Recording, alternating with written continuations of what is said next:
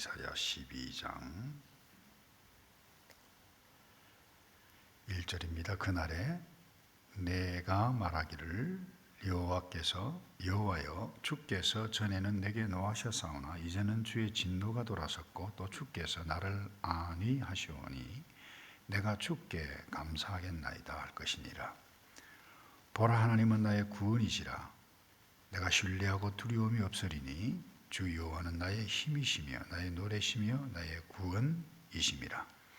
그러므로 너희가 구원으로 기쁨으로 구원의 우물들에서 물을 기르리로다. 그날에 너희가 또 말하기를 여호와께 감사하라. 그의 이름을 부르며 그의 행하심을 만국 중에 선포하며 그의 이름이 높다 하라.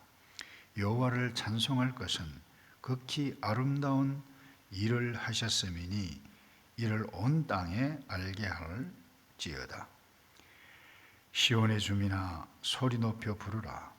이스라엘의 거룩하신 이가 너희 중에서 크심이니라 할 것이니라. 아멘.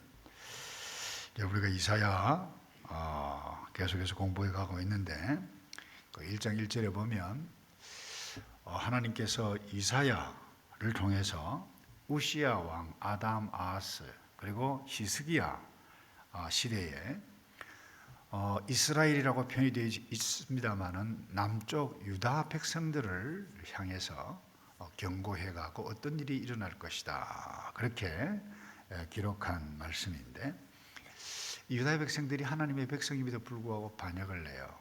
죄를 지어요. 그 죄에 대한 심판을 이야기합니다. 그리고 심판만 이야기하는 것이 아니라 그 죄를 막 덜추어내는 것, 지금까지 계속해서 보지 않았나요? 그 와중에 하나님께서 회복하실 것이다. 임마누엘 하나님이다. 메시아가 올 것이다. 그와 같은 것들 어떻게 보면 잘 앞뒤가 맞지 않는 것 같은데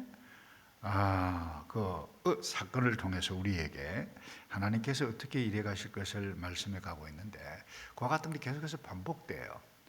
근데 12장은 그것을 일부러 보는데 일부의 마지막을 우리에게 보여주는 것이 12장인데 그 무엇인가 하면 하나님께서 구원하실 그날에 하나님의 백성들이 무엇을 누리는가 그것을 보여줍니다. 11장 6절에 보면 11장에 보면 제가 조금 전에 이야기했습니다마는 이새의 한 줄기에서 싹이 나와서 열매를 맺는다. 그리고는 여호와의 영, 그 다음에 지혜의 총명의 영이 임하여 공의로 다스리는 나라가 임할 것이다. 그러니까 유다 백성들이 죄를 짓는 가운데에 한 영, 지혜의 영, 총명의 영, 메시아가 오면 어떻게 다스릴 것인가라고 하는 것을 은유적으로 묘사를 하고 있죠. 그리고 11장 6절에 월요일 본문인가요? 어제 본문인가요? 거기 보면 그때의 이리가 어린 양과 함께 살고, 또 8절에 보면 젖 먹는 아이가 독사의 구덩이에 장난하고 젖된 아이가 이 독사의 굴에 손을 넣어도 해함이 없을 것이다. 그런 표현을 해 가고 있습니다. 그러니까 죄의 한복판에서 하나님께서 심판을 이야기하시면서 이와 같은 아름다운 구원의 회복의 모습들, 일어날 때 어떤 일들이 일어나는가. 여러분, 우리가 어떻게 보면 막 헷갈려요. 이해가 되지 않습니다. 왜 이러시죠? 하나님께서 죄를 보면 심판해야 돼요. 그것이 끝이에요. 인간의 부모라도 그럴 거예요. 자녀가 계속해서 애를 먹이고 속을 태우고 그야말로 그러면 너 내 자식 아니다. 감정이 폭발해가지고 관계를 끊어버리는 그와 같은 사람도 적지 않습니다. 그러기가 쉬워요. 근데 하나님은 그렇게 하지 않았어요.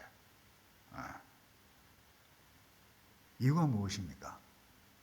사랑하는 관계이기 때문에, 자기 백성이기 때문에, 더 엄밀히 이야기하면 영적인 관계, 하나님께 속한 백성이기 때문에 그렇게 하지 않는다라고 하는 것을 꼭 기억하고, 이것은 그들의 이야기가 아니라 바로 우리들의 이야기라고 하는 부분들을 놓치지 않기를 바랍니다. 이사야의 메시지는 선명합니다.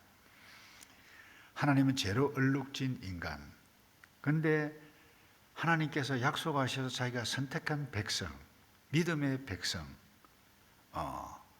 진노의 책찍을 듭니다. 그것도 옆에 아수르, 또 이 애굽뿐만 아니라 바벨론, 막 강성하게 해서 막대기로 진노를 합니다. 그러다가 주제 파악을 모르니까 이 모든 주변의 모든 족속들까지 다 심판할 것이다. 그러나 너희는 내가 회복할 것이다. 이 놀라운 메시지를 여러분들이 이 이사야서 전체를 보면서 놓지 않기를 바라고, 그래서 오늘 본문에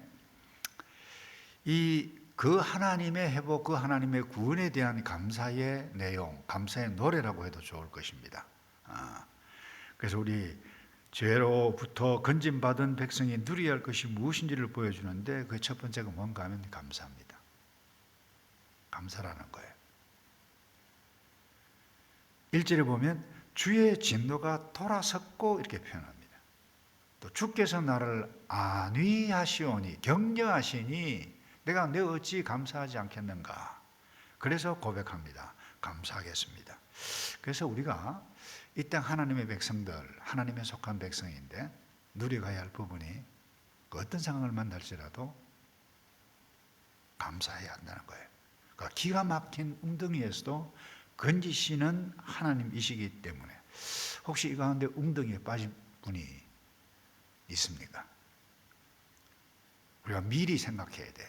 하나님께서 건지실 것이다. 그래서 내가 감사합니다. 감사함으로 일어서야 되기를 바라는 마음으로 이사야 고백하는 이와 같은 말씀인데, 두 번째요, 2절에 보면 이런 말씀이 있죠. 보라, 하나님은 나의 구원이시라. 두려움 대신 신뢰해야 함의 그 기초가 여기에서 보여주고 있는데, 하나님 존재 자체가 구원이라는 거예요. 하나님은 나의 구원자, 맞아요. 근데 여기는 구원이다, 그렇게 표현을 해가고 있죠. 하나님이 나의 힘이다, 그래요. 구원이시고 힘이시기 때문에 두려워할 필요가 없다는 거예요. 내 왜 어찌 두려워하겠느냐, 이 표현이죠. 그래서 힘이신 하나님, 구원이신 하나님이시기 때문에 힘이 난다, 두려움이 없어진다, 이와 같은 고백들. 그 다음에 세 번째로 생수를 마신다는 거예요.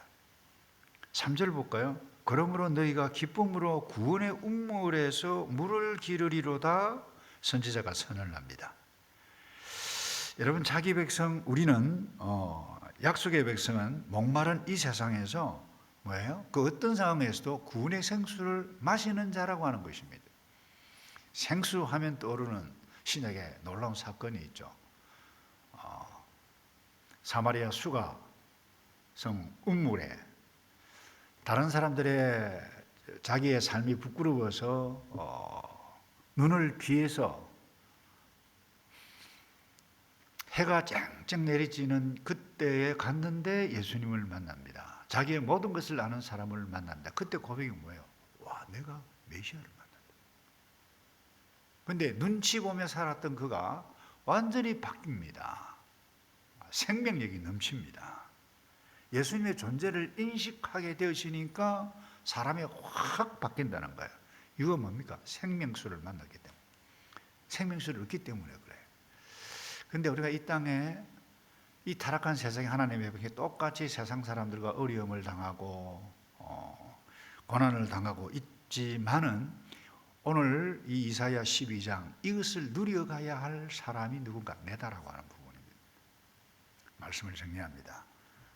우리는 감사, 나는 어떤 일들을 만나도 감사하겠다. 어떤 일들을 만나도 두려움이 없다. 왠가 하면 나의 구원이시고 나의 힘이신 그 하나님이 내 곁에 계실 뿐만 아니라 나의 아버지 하나님이기 때문에 생수를 마실 뿐만 아니라, 여러분 오늘 본문에 거기 4절에 보면 이런 말씀이 있죠. 마지막으로 구원받은 백성이 누려야 할 마지막을 안내하는데 이렇게 표현합니다. 그의 행하심을 만국 중에 선포하며, 그의 행하심을 모든 나라 모든 사람들 앞에 선포하는데, 그의 이름이 높다 하라. 이 무슨 말입니까? 내가 이런 사람이었는데 하나님께서 나를 구원해 주셨다라고 하는 것을 무 사람들에게 알리라는 거예요. 쉽게 얘기하면 전도예요. 선교예요. 그게 교회가 할 일이고 그게 성도가 해야 할 일이라는 것입니다. 사람들에게만 자랑하며 선언한다는 거예요. 하나님이 구원이시다. 예수님께서 나를 이렇게 변화시키셨다. 그래서 우리가 예수님이 누구신가를 항상 인식하면 감사할 수밖에 없어요. 죽음 앞에서도 하나님께서 내게 어떻게 행해 가셨는가. 그래서 날마다 구원의 일기를 써내려가는 것 필요합니다. 저널이라고 볼 수 있죠. 감사의 일기를, 예수님께서 오늘 정말 이와 같은 짜증나는 일이 있지만 하나님이 나의 구원이시다, 이거 고백하고 힘을 얻을 수 있다는 거예요. 그래서 오늘 저와 여러분에게 이렇게 구원의 삶을 누리게 하셨음을 감사하고 또 자랑하고 그분의 이름을 높이며 살아가는 저와 여러분 되기를 주님의 이름으로 축복합니다. 우리 한